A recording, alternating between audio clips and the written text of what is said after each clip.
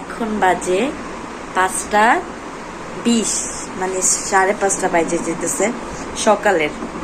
এখন আমার সাজতে ইচ্ছে করতেছে গাইস, কেন জানি না সাজতে ইচ্ছে করতেছে।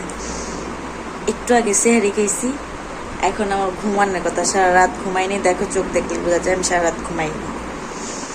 সারা রাত জেগে ফোন স্ক্রল করছি, মুভি দেখছি টিভিতে, তারপর ফোন স্ক্রল করছি, এইভাবে আমার টাইম কেটে গেছে।